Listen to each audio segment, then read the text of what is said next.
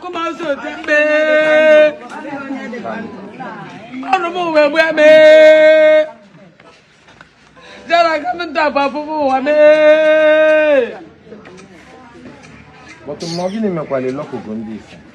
On the local, what would a matter of my I love get a difference that will be very other. Oh, yes, no, look at what would I matter of my.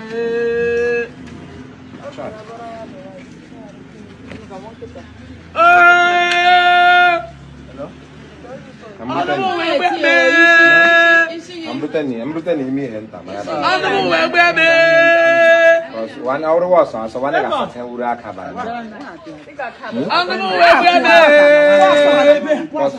No, then the man got to work. Yes. One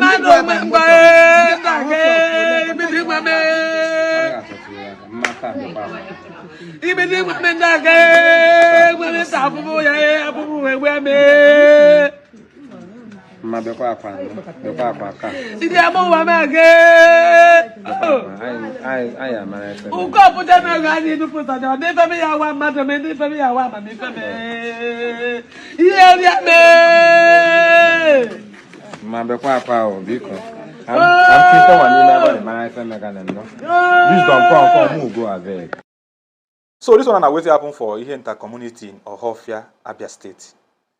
Shout out to MC Baron that made this video. Now, these are two brothers from Ebem Ohafia, but they are living at Ihenta community in Ohafia, in Abia State. Now, where this thing happened. So these two brothers accused their nephew of stealing. They went and reported this their nephew to the youth of the community. Now, the youth of the community called this their nephew. After a series of interrogations, they even had to beat the nephew to know if he will confess and say the truth. After all this, the youth found out that the boy is innocent. They released the boy. Now, when the boy came back home, these two brothers, they were not happy that the youth released their nephew. So they had to now take the laws into their hand. They went and called a few of their friends, and they joined hands together to start beating this their nephew. When they were beating the boy, their nephew was shouting, "Please don't kill me, please don't kill me." Now, the neighbors that heard when the boy was crying, they came and was pleading with them to leave the boy alone. They chased them with cutlass. The mother heard what was happening and came. She was crying and asking them to please leave her son alone, that they should leave her son alone. They chased the mother with cutlass. The mother ran into the community to call some people. Those people came to beg for them to leave the boy alone. These two brothers and their friends, they chased the people with cutlass. Now, they beat this guy till the guy lost conscious. They went and tied the guy. They chained him. They continued beating him until finally the boy stopped breathing. Now, they dig the ground just beside the boy's house where the boy is living. They dig it like 2 feet, and they dump the boy's body inside there. They bury the guy inside there. Now, this thing happened 2 days ago. So yesterday, the youth of the community in anger, they came to the house. You will see in this video, this is the house where the boy is living, and this is the house where the two brothers are living. They are just living like, face me, I face you.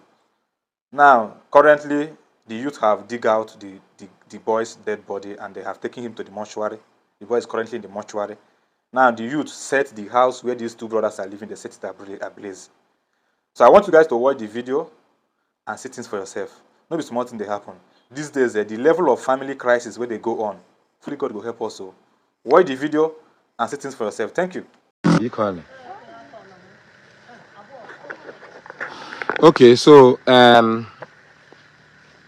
about why be I know the house of the ndo wash ibu ni mmadụ ndị akwa ebe the boy wagbu egbu obi. So ndị iwe ewe abịala ebe ọbịa akọkashịa the thing. Akọkashịa ya ejeleme erusa ejeleme ajụtụ ajụjụ. The story anyị nọ ebe adịghị mfe. The story anyị nọ ebe adịghị mfe. The story anyị nọ ebe adịghị mfe. Ndị neighbors ma ndị bịa na-abịa ma ndị fon mgbe nwata egbu egbu nọ na-akpa mgbe ndị nọ mgbe ọ nọ na-eti mkpu. The story anyị nọ ebe adịghị mfe. So ama m efe nwanne gị ya eme gị ya omegataga gị efe ọwụ mee gbaa gị ya efe ihe eme ahụrụ dịkwa ilowe anya ga-egbu ndị nwanne gị igbu gbaa ya ga-eje eliwe ya o ga-eje eliwe ya unu eliwe ya ma oshikwa ahụ ebe onye ọdị na-elego nwa ala ga-efe emeni ndị ife bịarịa ọtọ gosi gị ma unu hapụ nwanne unu gbe nwanne unu egbu unu asị unu gbe ya unu bekwa unu tọpụ ya unu bekwa ya emeje unu egbere mma chụrụ ya ọ dịlụ hụ mma and ulu ahụ ha lego ulu ọwụ onye ọwụ ugwu aka ya fọrị ulu ndị ife nwụfọrọ gbawọ ọwụwa ọzụalị onwegụ nke wome ọrị ulu ndị ife nwụfọrọ gbara wọ ọ ya gba efenwa anwa ifo ya ọ dị nnọọ wọ ndị iwe wega ji iwe ozu abụọkwara chere mejeshi ga ebe azị ozu ọ mbọpụsa. Let me show you 2 feet efe eru ha legịnị 2 feet efewe ọgwụ gụ duwe dimkpa mmadụ ọ dị gwere aja vochie ya ndị nọba na ara ndị segoma mgbe a nọ na-ebupụsa ya afọ ma mpa isi ya that means mpa mma I mean what disturb ga nwantọ mega ifewa mega ya o oke ya nọ ha arịọwọ wekwe ga ahapụ ya ọkwa ya ọkwụ na na efe ndị nebe ọka ya ga ọsịwa ọ nọ ha arịọwọ hapụwọ ndị ekwe ga ahapụwọ lele 2 feet ebe aja the boy gwupụsa. Look at the place. Here is the space where they brought out the guy. These 2 feet, that's where they buried him. How can you kill your brother and bury him in a space like this, just 2 feet? Whatever he must have done. They said he stole something, that he's a thief. At the end of it, they found out, they took him to the community people, and the community people found out that the person you said is a thief did not steal anything. And they released him. Because they released him and you're angry that they released him, you now brought some other people and labeled them youths. Started beating him, tying him up. Even tied him up with chain. Because I'm giving you direct information what the neighbors hear, what they told us, what they gave us, because they were here. And the mother of the boy came to this place and begged them, leave this boy. That is the most angry part of it. The mother of this boy came here and begged them, leave this boy. Please forgive him, leave him. They said no. The mother went and called somebody to come and beg on her behalf so that they can leave this boy. The person came. No, the person ran away. Kufushia, nda ebe wa kufushi first so. Ebe o senkore. The other building ebe. Owo bibi chukwa the fence o me again. Okonye watch also baba that place. That means otu ya we otu ya ezi also otu de igbu ya mma.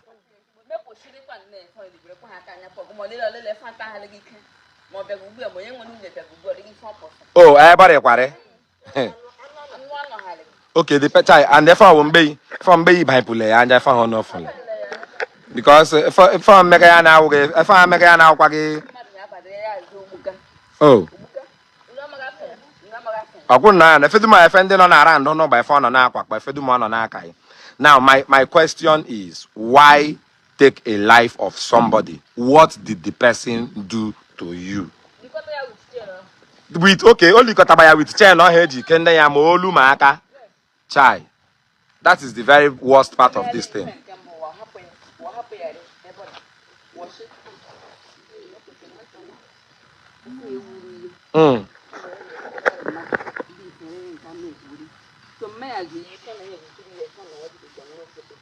Maya Hobida Kwamba.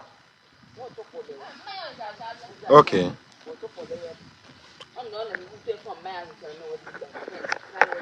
Fulaya. Maya. Eziabo abakwa. Akuna no. Mamini dueni ma the boy here. Everything akpagoka ya me this boy Eziabo. See, there are things that are not to be done. Could no one offend the neighbor so kaigaba. I know where I half and no hard your beacon. Happy one, is Jack for instance, with them masogo. Was it better some boys, say, Yashiwa wound the youth. See what wound the youth, Ebem, what wouldn't the youth about? The youth, they say, I wouldn't how the youth. You're on the work, babe, what I work up when you really. Undafo, or to a phone, Adegamma. The la, in the cage of Morgan and Bashamo. Mojagin made video on act, we show couldn't know. FMG made this video, not we show quo. Let everyone know that wickedness does not pay. Wickedness does not pay. What said the boy? What the boy won't be Ihenta. But what be one I wonder naga ebemebo. It's too bad. It's too bad. Ubua, I don't want to check the story. And the boy is washing. Also, you know, to report fire to the youth. The youth to Korea, they found out that the boy did not steal anything. And they released him. You said he stole something. And the youth came and they looked at it and said, no, we've asked this guy, we've cross-examined him, we have even flogged him. And we have found out that he did not steal anything. Now you are still insisting. They released him. And when you now saw him at home, oh, so they didn't take him off. They didn't do anything to him. They now started beating him again. In the midnight, if like neighbors are saying, in the midnight, they started beating him in the midnight. Started beating him. After beating him, they had to tie him with chain. They chained him up and tied him. Eh? At a point, I think there is a wound. There is a scar of one wound scar on his head. That means that was a machete scar. They had to land machete on his head. The whole rain that fell 2 days ago fell on the boy, according to the neighbors. Now they buried him here. Look at the spot where they said they buried him. This was the spot where they exhumed the boy's body. They exhumed him from this place, this particular spot, with chain on his neck and tied up in his hand. They sat him down here. Onosio Awugo wickedness.